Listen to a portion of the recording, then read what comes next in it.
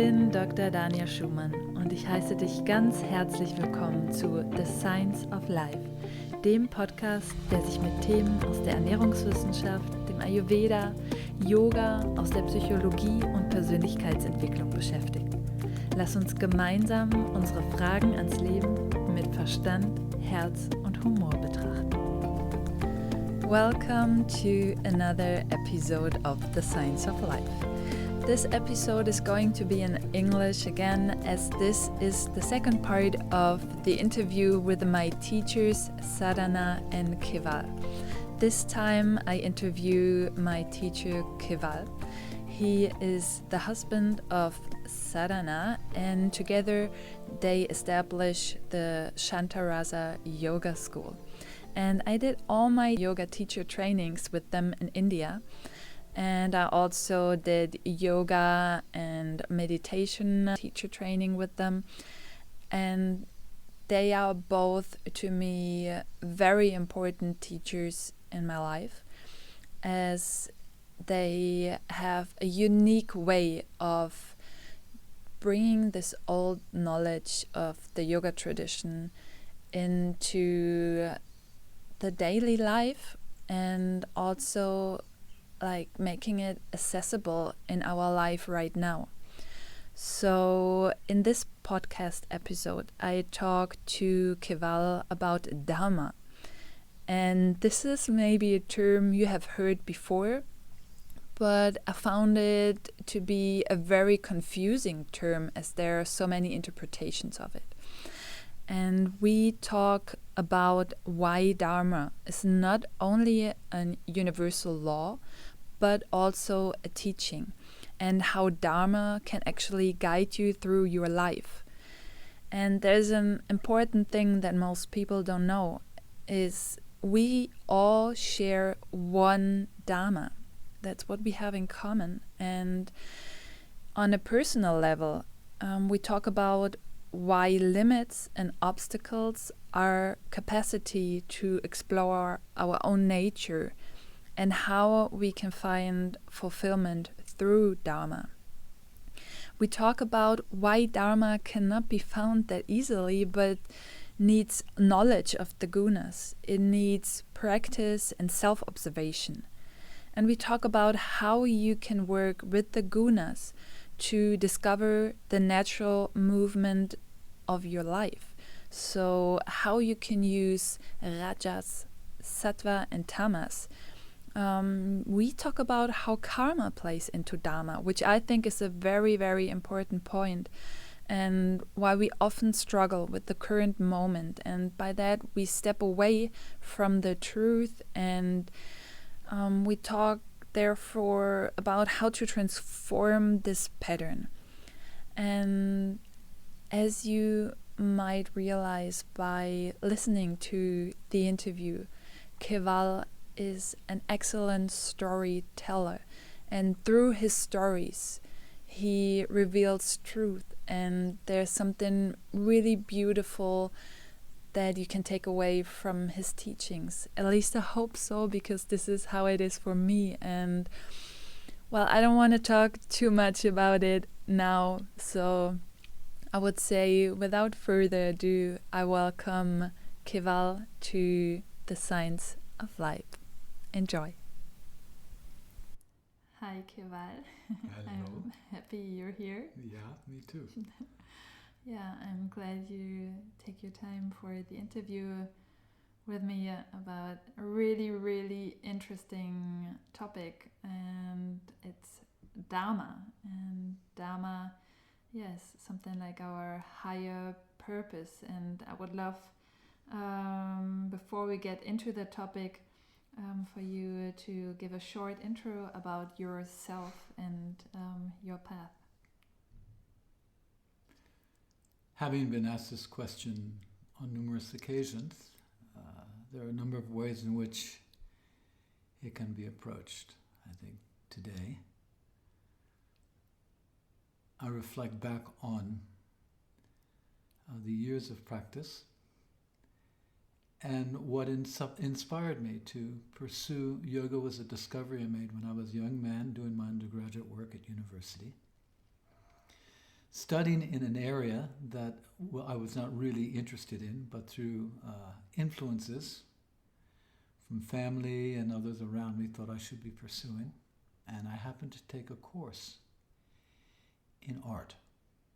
I'd always loved art, always felt an appreciation for beauty, that when I felt in relationship with beauty, something unique and powerful would always open up inside of me. So I decided to take this course, and it was a course in a worldview of art. And there was a particular area that captivated me. It was the study of Indian art.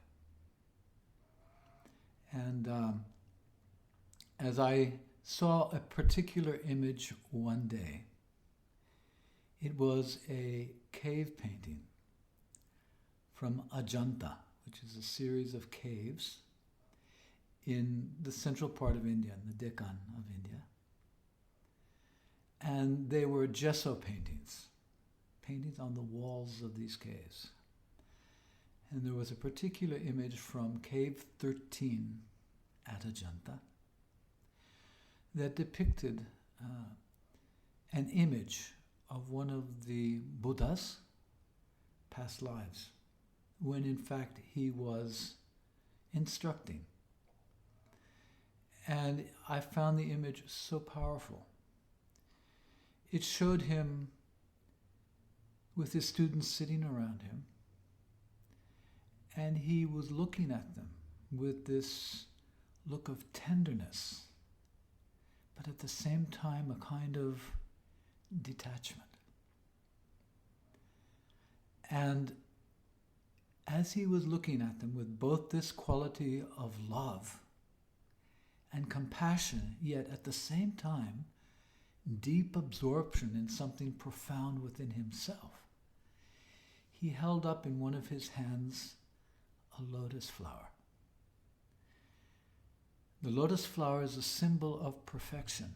And in the Bhagavad Gita there's an analogy given of how the lotus grows from the mud and rises up through the mud. And as it opens or unfurls, the mud, the dirt from the water doesn't cling to it. And its pristine, transcendent quality is revealed. And that's what the Buddha in this illustration was depicting. He was showing you could say, the essence of the experience of what Dharma is. Dharma in this understanding is the meeting with one's essential nature, which cannot be trammeled, touched, or damaged, really, by anything in life. It was a silent teaching. It was a gesture. There were no words, and yet everything was communicated. And in seeing this, something within me opened. Just like the flower unfurled, something within me stirred and began to unfurl. And from that day on, my conscious practice of life changed. Though I remained a student at university, the subject of my studies was transformed. And I began to yearn to know, deeply know, about that unfurling. And everything subsequently pointed me in that direction until such time that within 12 months of that occurring, I was with my teacher. Just as in the way those students were with their teacher in that beautiful, exquisite cave painting, so I found myself in the living presence of a teacher, and that transformed me. Beautiful. That's a wonderful way to get in touch with Dharma. And you said a little bit about what is Dharma and the essential meaning. Could you get a little bit more into this so that people can understand actually what it's what the meaning of Dharma is really. Dharma means universal law. Dharma means truth. Dharma also means teaching. So it depends upon how we're approaching it, and we can really begin to understand and assimilate what Dharma is. But I think for me the clearest message of Dharma is that which enables us to become focused upon feeling whole and complete, finding purpose and meaning in our lives, that which enriches us. And of course, as we discover, these aren't things. These aren't possessions. These are principles. These are deep contemplations of truth that awaken us and continue to guide us, by which we can navigate through the course of our lives. In India, the word swadharma is used, which means one's essential or true dharma.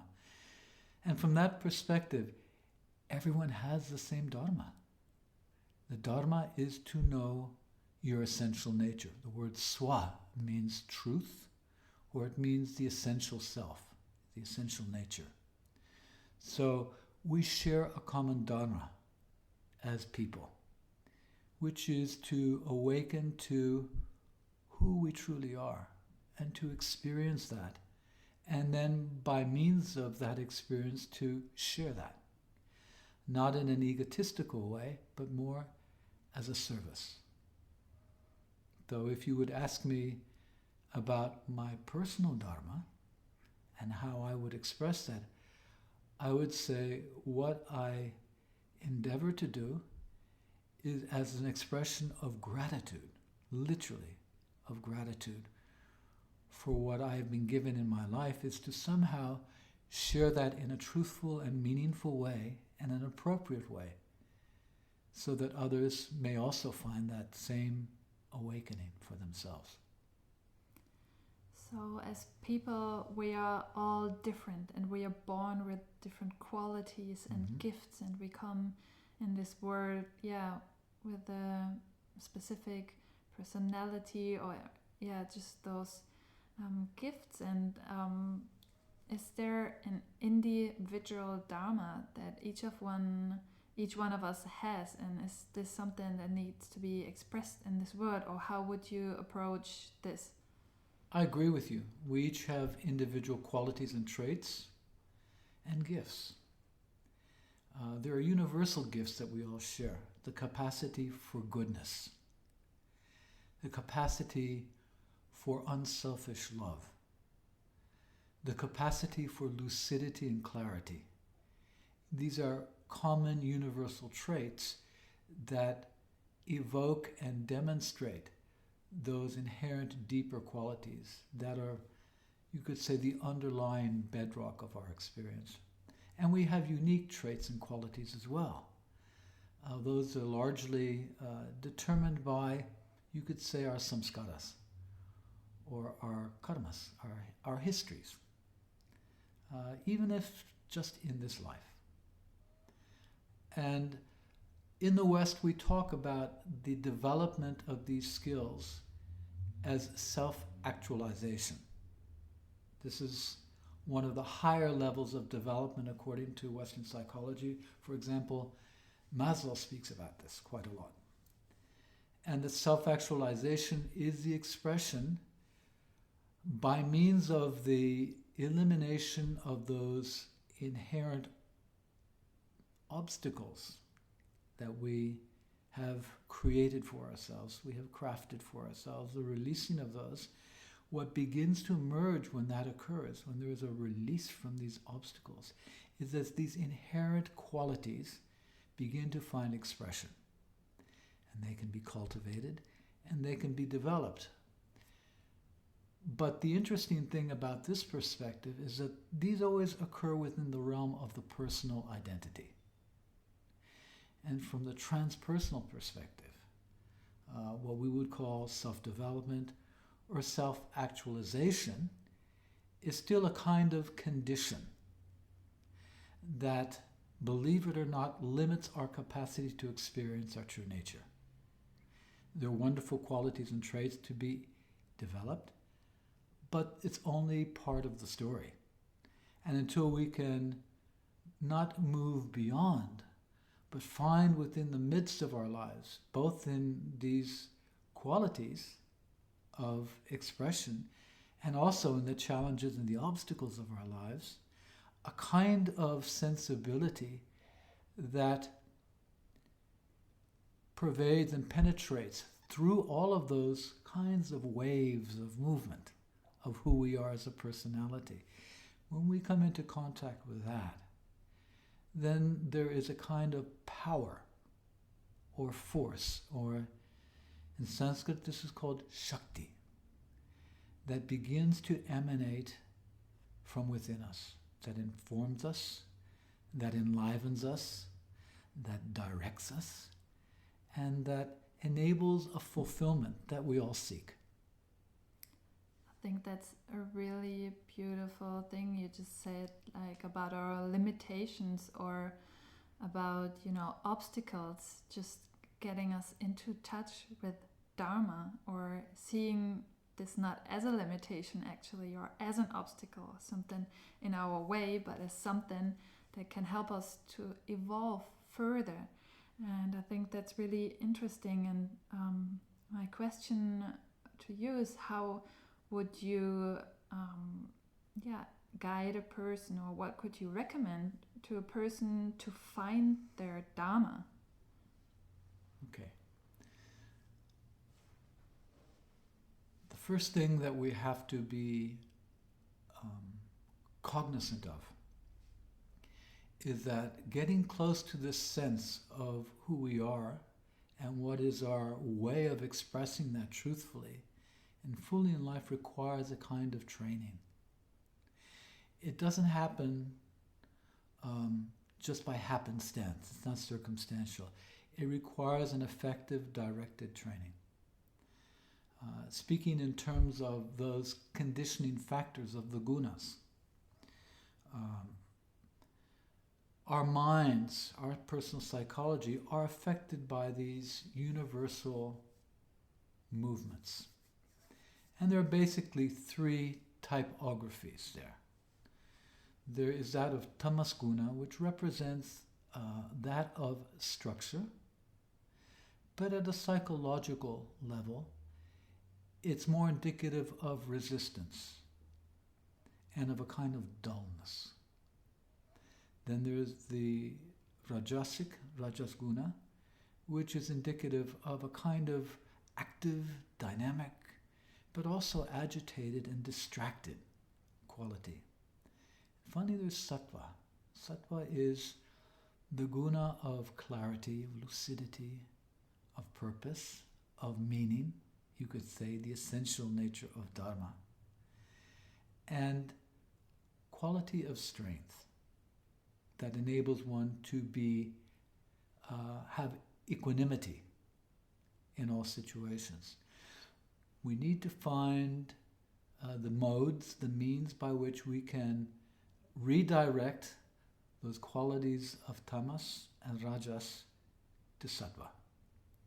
And the more that the mind can become free of disturbance, the more the mind can become free of pain, anger, fear, frustration, all of these qualities that limit and condition us so much that they become habitual and unconscious. As we begin to recognize these qualities, self-observe these qualities, and begin to see that they don't actually define us, that they may shape us, but they don't define us. Nothing can really define the spirit. And we begin to redirect our psychic energy, our mental and emotional faculties towards actually moving towards sattva. As this happens, we begin to discover what our essential direction in life, how it may move and how it may emerge. Now, in my own case, for example, I was studying political science, wanted to become a political scientist or a diplomat, be involved in international law. But when this shift happened within me, my whole frame of reference over a very short period of time reoriented. And you could say, in a sense, I found the path that I wanted to explore for the rest of my life, which was the study of this self-knowledge. And so that's actually what happened. Yeah, that's beautiful. And I liked what you said about, the self-inquiry and as a way of finding clarity in your mind, developing more sattva, to also get in touch with Dharma. And that's, for me, where meditation plays a big part in it, because with meditation, it's not so much about, trying to just like get your thoughts out of the way or do something with force, but it's just a really beautiful way of sitting with yourself and your qualities and accepting really what you bring into this life, and therefore get in touch with your Dharma by just, being observed and, as a way of self-reflection and the true meaning for your life. And another question that is really related for me to it, or I wanted to ask you, is how would you say does karma play into Dharma? Well, from my perspective, Dharma arises by meeting our karma. Wherever we are at this moment, it's a perfect place to be. And often we wish ourselves to be somewhere other than where we are. We might find ourselves in a place of difficulty or struggle or pain. And the Buddha said that's a good place to be. He said the first noble truth in Buddhism is that life is dukkha, is suffering. That's an acknowledgement, and that's an understanding. It's called pramana, seeing things the way they are. That's an acknowledgement and a recognition of an inevitable quality about life. As we cling and hold on to and expect, having expectations, and those are not fulfilled, the result of that, of not fulfilling those desires and clinging to them, is that we experience pain and frustration. I remember once working with a farmer, very down-to-earth guy who had this basic kind of wisdom. He taught me a very powerful lesson. He and I were working on a job once, on a construction job. And we had to put up this ceiling, and this was in India. This was not in the West where we had the tools to do it. This was holding big sheets of plasterboard over our heads with sticks in the hot season, just before the monsoon, when it's 120 degrees in the shade. And we were doing this for 8 or 10 hours a day for 3 weeks. And eventually we got all the plasterboard nailed up on the ceiling of this particular facility. And then after we had completed, and we looked around with satisfaction at what had absorbed our time for the last 3 weeks, with no small amount of effort and sweat, perspiration, the site manager walked in and he had a look at it and he said, "You know what, there's been a change of plans. This has all got to come down, so tear it down." And immediately my pitta nature began to rise, and I could feel the internal heat meeting the external heat. And this fellow just looked at me and he said, "Mate," he said, "there are no such things as obstacles." He said, "there are only opportunities to make us stronger." And I thought, what a wonderful way to meet your karma, to meet what is happening in your life. There is a hidden treasure in every moment. And the challenge is that we find that potentiality that's there. Often you hear people say who've been through a very traumatic experience, perhaps a bout with cancer or serious disease. And they come out the other side, or even in the midst of it, even before they've come out the other side, they'll say, you know what? I feared this kind of thing before, but this has been the greatest lesson and the greatest blessing of my life. Because those challenges make us real. It's when we step away from the fraud and the patina, the manufactured and the conjured, and something cuts through all of that, and we penetrate very deeply. And what we find is a central truth that's there. And when we're able to find that and connect from that place, the strength that emanates from that central truth in the core of our being begins to influence everything else. So the very challenges that we face are in fact the blessings that we need. And I don't mean in this in some kind of superficial way. I really mean it. And I can say that the challenges that have been hardest for me have been the moments of greatest potential transformation, whether I had the capacity to actually actualize that at that time is another matter. But certainly one is able to recognize the potential for transformation in such moments. That is so wonderful. Thank you for sharing that story. And yeah, I love how you bring things to life to make it accessible and get a grasp of what it means really to live that kind of life. And yoga as a way of living. And the question I would like to close with is, you touched it slightly about what is your Dharma in this life? Okay. This is a very personal question, and there's no way to not answer it from that place, and it's not non-specific. I was very fortunate in that as a young man,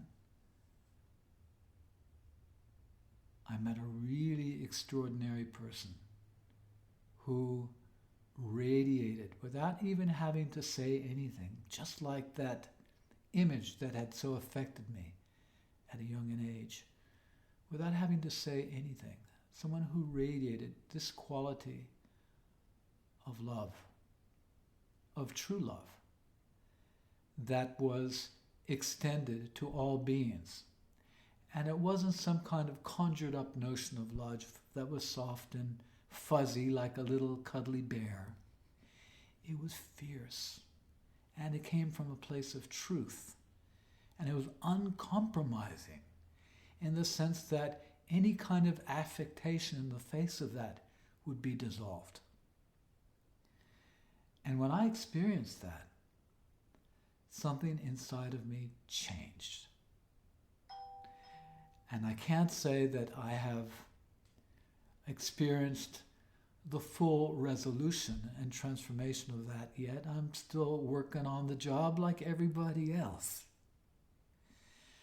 But what I know is I tasted something then, and over a subsequent period of 8 or 10 years of studying very closely with this person, having the opportunity to revisit and stabilize in the understanding that could redirect me there. And so this passage of time has been about, first, my own capacity to realize that.